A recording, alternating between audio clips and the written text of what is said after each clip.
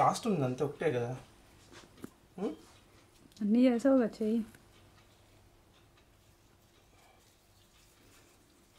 ఇదేదో బాగుంది, నేను చేస్తానని చెప్పి అన్నీ నీకు ఇచ్చేసి నీ ఛార్జ్ చేయండి.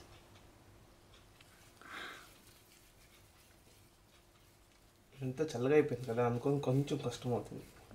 ఇప్పుడు అందరికీ చెప్తాను నేనే చేశానని చెప్పి.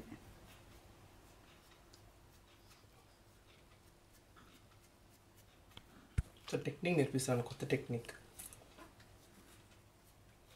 చేతనే కుడుం షేప్ చేసుకొని చేయటం, సర్కిల్ చేయకుండా.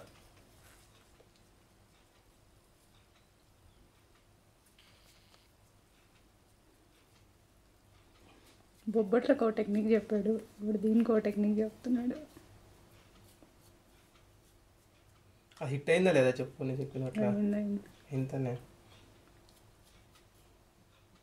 కానీ బేస్ ఎవరు చేశారు, అది కదా మెయిన్.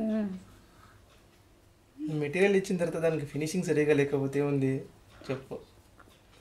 నా దగ్గర ల్యాండ్ ఉందంటే దానిపైన ఏమైనా బిల్డింగ్ కట్టిందంటే చెత్తగా ఏదైనా బిల్డింగ్ కడితే ఎలా ఉంటుంది చెప్పు. చూడు బిల్డింగ్ ఎంత బాగుంది. బిల్డింగ్ అయిన తర్వాత depending upon the size of the kudumu you to place the stuffing. నువ్వేం చేస్తావు తెలుసా, నీ దాంట్లో ఎందుకు తెలుసా ఫ్లాప్ అవుతున్నాయి, నువ్వు సైజ్కి ఎక్కువగా దాంట్లో ఇంగ్రీడియంట్స్ పెడుతున్నావు స్టఫ్. అప్పుడు నీకు ఇలా క్లోజ్ చేయడం అవ్వద్దు, కష్టం అవుతుంది అప్పుడు. ఫ్లాప్ ఫ్లాప్ ఏం లేదు, ఉండవు.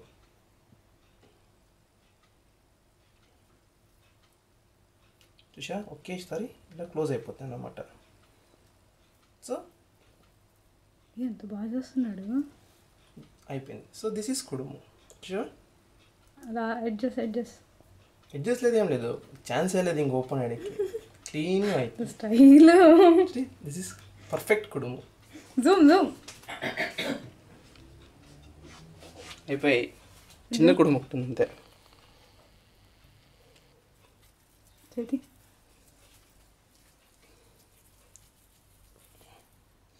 ప్రిన్సిగన్ కుడుము, చిన్న కుడుము.